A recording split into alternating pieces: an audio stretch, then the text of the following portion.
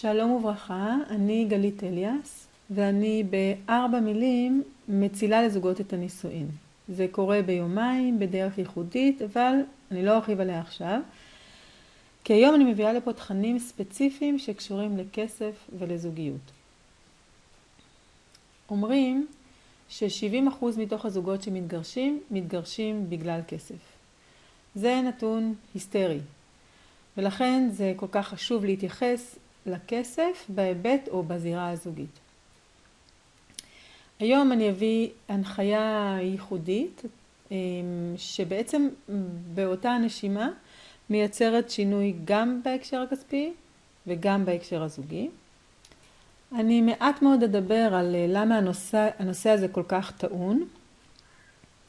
מה שעוד יותר משמעותי בעיניי, אני בהמשך אתן הנחיה זוגית ייחודית וכיפית, שתאפשר לכם כבר עכשיו לשחרר חלק מהפלונטר הזה סביב הכסף, ועל הדרך ליצור דיאלוג חדש ביניכם.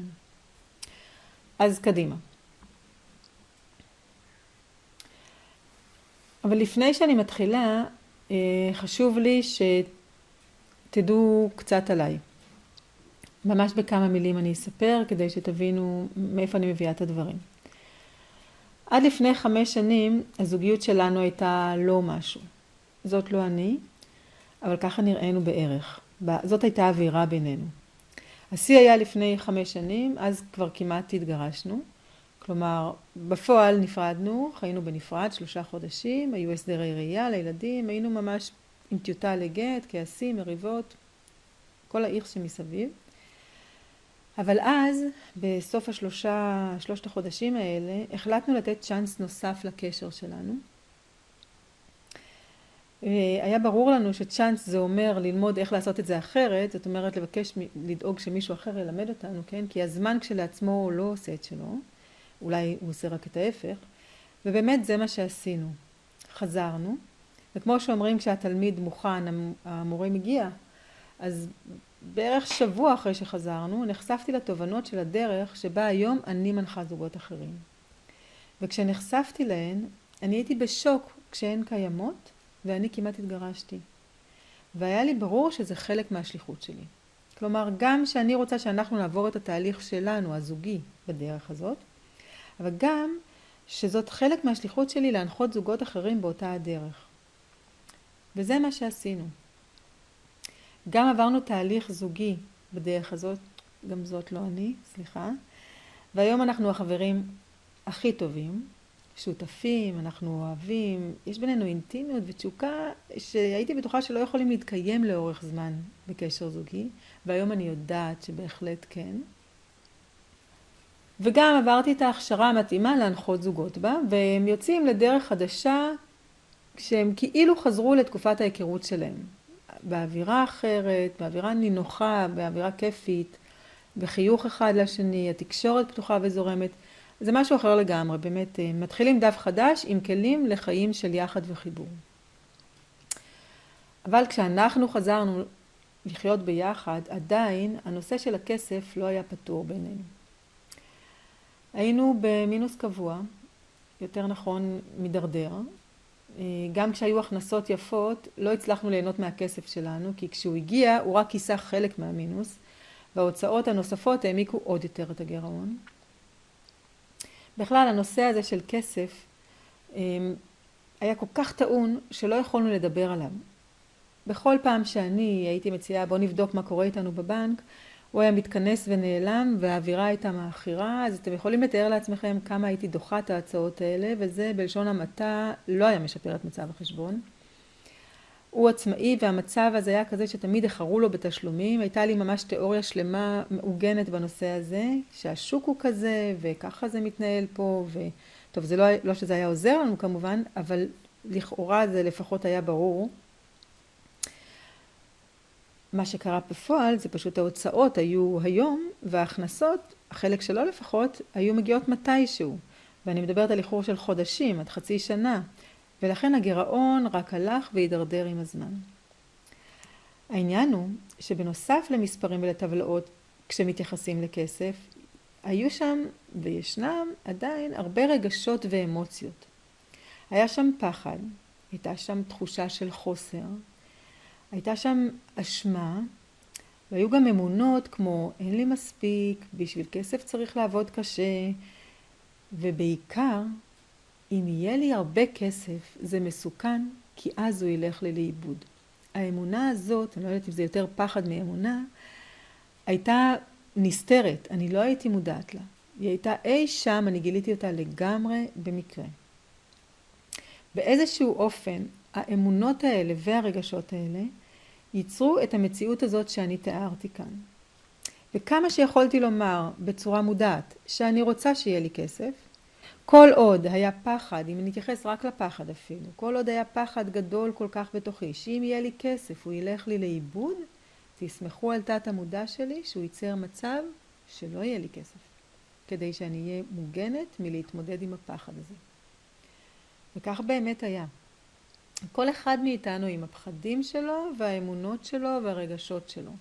ותמיד הבדיקה היא לא אם אני מודעת לזה שיש לי פחדים או אמונות, כי הן בדרך כלל לא מודעות, אלא לפי, אם המצב הנוכחי הוא כזה שאני מרוצה ממנו, אין לכם מה להמשיך בהדרכה הזאת. אם המצב הנוכחי הוא כזה שהייתם רוצים לשנות, אז כנראה שיש איזה שהן אמונות או רגשות בתוככם שמייצרים את המצב הנוכחי. וכדי לשנות אותו, אנחנו צריכים להגיע פנימה ולהתמיר אותם. רק אחרי שעשינו תהליך כלכלי עם אינדי ונומי, והאמונות והרגשות האלה נחשפו ואיבדתי אותן, איבדתי בעין, כן? רק אז המצב הכלכלי שלנו השתפר, והיום לא רק שאנחנו לא במינוס, טפו טפו טפו, אנחנו לראשונה, מאז שאני מכירה את עצמי, את עצמנו כזוג, בפלוס משמעותי ביותר. אז מה שאני רוצה לתת היום זאת הנחיה זוגית קצרה, שתיקח אתכם צעד צעד לזיהוי בצורה עדינה של חלק מהאמונות והרגשות שיושבים שם בתת המודע. תת המודע שלכאורה שומר עליכם, אבל למעשה מונע מהכסף להצטבר עבורכם. ישנם כמובן שלבים נוספים משמעותיים שחשוב לעבור כדי לנהל את הכסף שלכם, ובכל זאת ההנחיה הזאת יש בכוחה כדי ליצור שיפט משמעותי בדרך לשם. מאחר וההנחיה היא זוגית, היא משלבת גם אלמנטים של תקשורת וחיבור, וגם התייחסות לנושא של הכסף, ובאותה הנשימה אנחנו משדרגים את שניהם, את הקשר ביניכם ואת האישו של הכסף. אז בואו נתחיל. את החלק הזה חשוב לעשות כשאתם בזמן פנוי משלכם, תפנו לעצמכם מקסימום שעה, אם אפשר יותר סבבה. אני הייתי אומרת, תדליקו נרות, תייצרו לכם אווירה נעימה באיזה אופן שנעים לכם. אני אוהבת שמסודר לי, אני לא יודעת מה חשוב לכם, אבל תארגנו לכם מרחב שנעים לשבת בו. את ההנחיה אני מעבירה כשאתם ישובים זה מול זו, והיא מתנגנת ברקע. וגם קחו לכם דף ועט שיהיה לכם לסוף, לתובנות, להחלטות, לבחירות. אז קחו נשימה, אפשר לעצום את העיניים ולהיכנס פנימה לדקות הקרובות. היו בתשומת לב למה שעולה, אם רצות מחשבות בראש אפשר להרגיע, להבטיח שתחזרו אליהן אחר כך, אולי אפילו להזמין אותן להצטרף. ותהיו בתשומת לב לנשימה כשאתם מלווים אותה לאורך כל הגוף. קודקוד, גרון, בית החזה, בטן, רגליים, אדמה.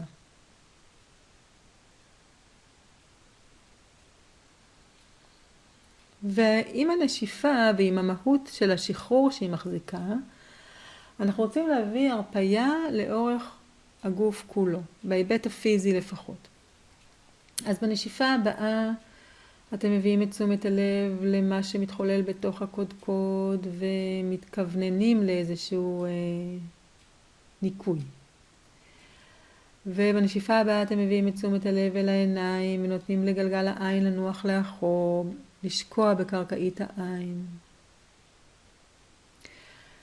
ואיזושהי רכות לאזור של הלחיים, לפעמים בין הגבות יש מתח, אפשר לרווח ולהרפות.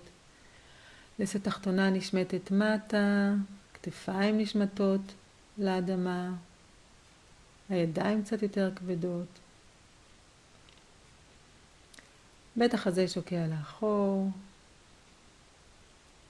הרגליים נמסות לאדמה. תשומת לב לכפות הרגליים ולמגע שלהם עם האדמה. או לעצמות הישיבה אם אתם ישובים בישיבה מזרחית. ומצד שני, למרות שאנחנו קצת מתמסרים ככה לכוח הכובד, מצד שני יש כמו חוט דמיוני שמחזיק מעל הקודקוד מעלה, ומאפשר לנו להישאר מוחזקים בין שמיים וארץ, בנוכחות, בהקשבה פנימה, בתשומת לב לקול הפנימי שלנו. אתם ערים למרחב הזוגי שביניכם, ומודעים לעובדה שהוא ישות בפני עצמה. בנוסף למי שאתה ולמי שאת, מתקיים מה שביניכם. אנחנו רוצים ליצור מצב שהמרחב הזה נקי. אנחנו מדברים בכבוד אחד לשנייה, בהערכה, באהבה, אפילו בהוקרה. אנחנו בהתכוונות להימנע מציניות, מביקורת, משיפוט, מהאשמות. השאיפה שלנו היא ליצור מרחב זוגי נקי עד כדי מקודש. אולי לא בהדרכה הספציפית הזאת, אבל בכלל. נזכיר לעצמנו ששום דבר לא ברור מאליו. כל מה שיש לנו מבורך ומדויק לנו לגמרי. ובתוך המרחב הזה שביניכם, עובר הגשר שבין הלבבות שלכם. ובעוד רגע, כשתפקחו את העיניים, תהיו בהתכוונות לשיחה מהלב. מאותו מקום פנימי. מחיבור אל הקול האותנטי.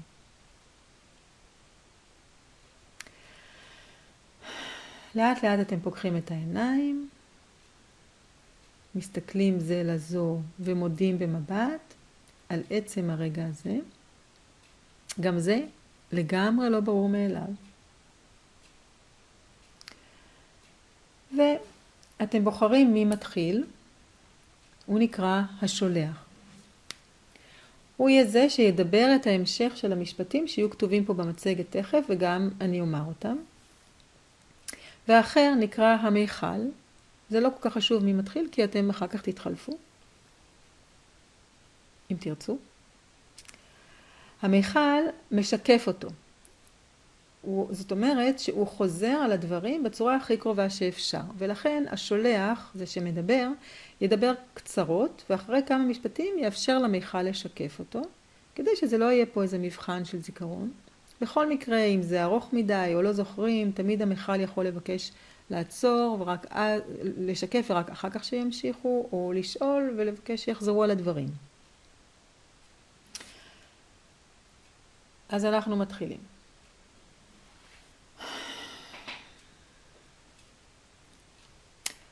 המיכל מתחיל ואומר, אני כסף. איך זה לחיות איתי? או לחיות בלי מספיק ממני? השולח לוקח את ההתחלה המתאימה לו, ואומר, לחיות איתך, או לחיות בלי מספיק ממך, זה, ומתאר.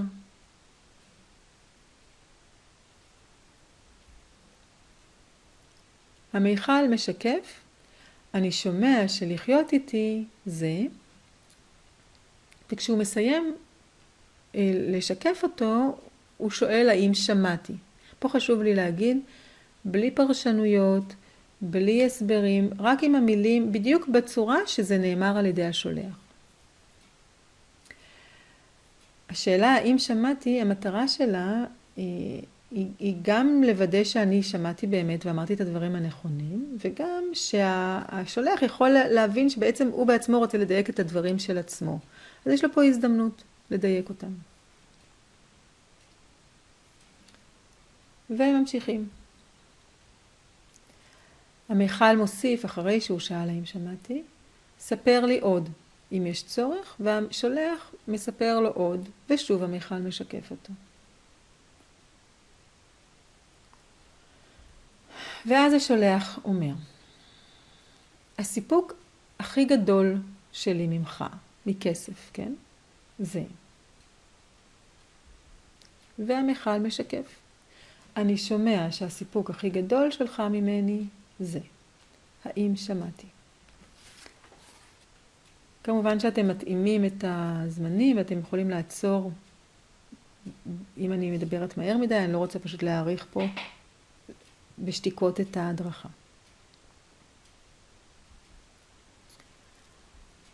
ואז השולח אומר, כשאני מרגיש ככה, מה שאני עושה זה,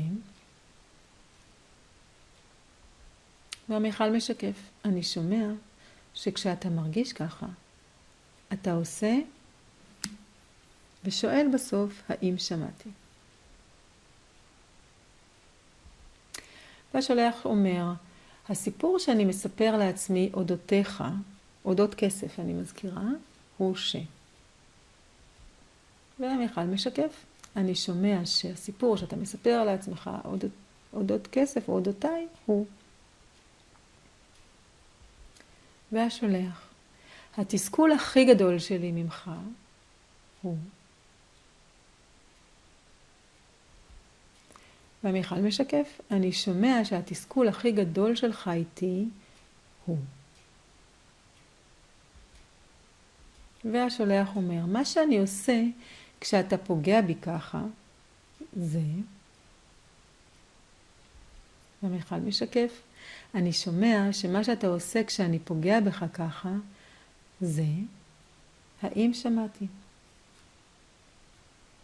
והשולח אומר, אם יש משהו שזה מזכיר לו מבית ילדותו. מה שזה מזכיר לי מבית ילדותי זה, והמיכל משקף, אני שומע שזה מזכיר לך מבית ילדותך את האם שמעתי. והשולח אומר, כילד, הניסיון שלי איתך, עם כסף אני מזכירה, כן?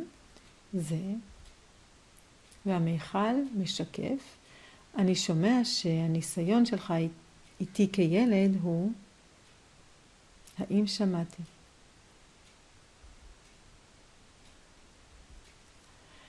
והשולח אומר, כילד, הפחד שלי איתך, או התשוקה שלי כלפיך, הייתה, והמיכל משקף, אני שומע שכילד, התשוקה שלך או הפחד שלך ממני היה, האם שמעתי?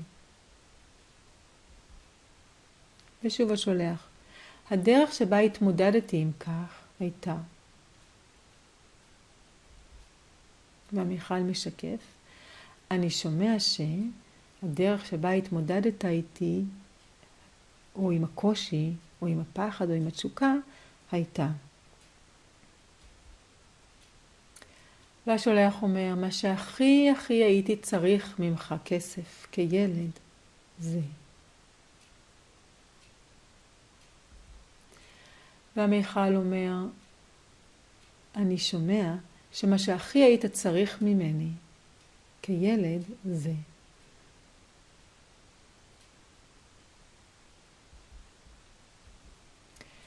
והשולח אומר, כמבוגר מה שאני רוצה ממך כעת בחיי זה,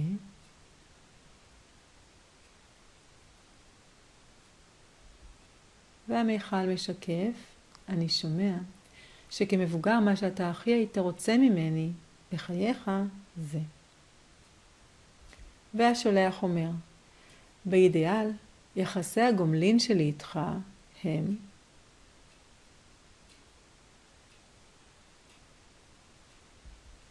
והמיכל משקף, אני שומע שיחסי הגומלין שלך איתי באידיאל הם,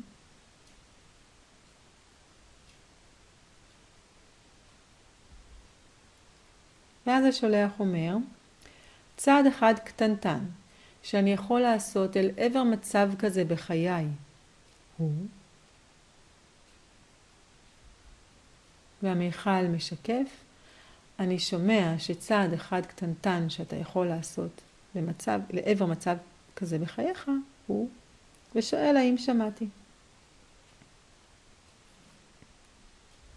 והשולח מוסיף, הפחד שלי מלעשות את הצעד הזה הוא,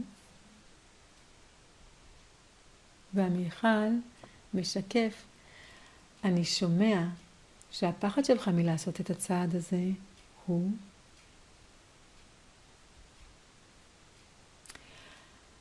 והשולח אומר, מה שיכול לתמוך בי, כן לעשות את הצעד הזה, זה, והמיכל משקף.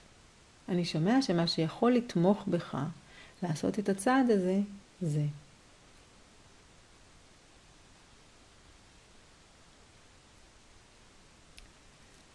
ואז נושמים, מעכלים, מכילים את מה שעלה, והמיכל מסכם ומאשש את הדברים של השולח. הוא אומר, הוא מתחיל את המשפט במשהו כמו, אני מבין מדבריך שמסכם בכמה משפטים את מה שהשולח אמר, את מה שבן הזוג או בת הזוג אמרה. הוא דיבר על הסיפוק שיש לו עם כסף, אם יש לו, הוא דיבר על מה הוא מרגיש כשהוא מקבל את הסיפוק הזה, הוא דיבר על התסכול הכי גדול שיש לו עם כסף, ואם זה מזכיר לו משהו מבית ילדותו, על פחד, על תשוקה, על מה הוא הכי צריך מהכסף, ועל מה הוא הכי היה רוצה כילד וכמבוגר, וגם על פחד מלעשות איזשהו צעד כדי לקבל את המצב האידיאלי הזה עם כסף. וגם על משהו שיכול לתמוך בו. אז שיקוף של הדברים החשובים מתוך הדברים האלו, או סיכום של הדברים החשובים מתוך מה שנאמר. ואז הוא מוסיף, אני לא עוד כסף, אני בן או בת הזוג שלך. תודה ששיתפת אותי.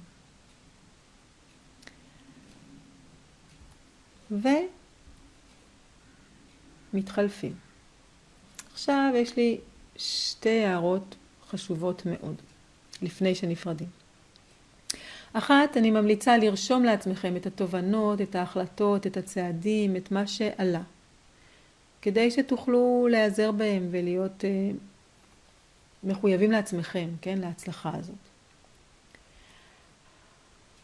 הדבר השני, הוא הערה מאוד מאוד משמעותית, מאחר ואני לא הבאתי תכנים שקשורים לניהול הכסף בהיבטים אחרים, מאוד חשוב לי שאם הצעד הקטן הזה שעלה הוא צעד כספי, ולמשל כדי שאני ארגיש טוב, מה שאני רוצה לעשות זה לקנות נעליים כל חודש, אז חשוב לי, כדי לא לשלוח אתכם בצורה חסרת אחריות עכשיו לממש את החלומות שלכם, שיהיה פה כלל אחד מאוד ברור בתוך הגשמת החלום הזאת או הצעד הזה קדימה. כל דבר שאתם מחליטים עליו חשוב שיהיה במסגרת התקציב שלכם. כל עוד סך ההכנסות שוות לסך ההוצאות, זה בסדר. זה באמת מה שמוביל אל עבר השפע. אחרת זה בזבוז. זה לא שפע. יש בלבול מאוד גדול היום בין שניהם. מתוך האמירה הזאת, תחשוב טוב יהיה טוב, אז תבזבז כסף, יהיה לך כסף, זה לא עובד ככה. אני יכולה להשתמש רק במה שיש לי, ובכל פעם שאני משתמשת במה שאין לי, או שאני לוקחת מהמינוס לצורך העניין ולוקחת לעצמי, בכל פעם שאני משתמשת במה שאין לי, אני בעצם מייצרת עוד אין בחיים שלי. ולכן כדי לייצר עוד יש, אני חייבת או יכולה להשתמש רק במה שיש. אז כל עוד זה במסגרת ההכנסות, במסגרת אותו תקציב שיש לכם, זה סבבה. אז זהו לעכשיו, להיום, שיהיה בהצלחה ומלא שפע בחיים שלכם, ואהבה וחברות, ולהתראות.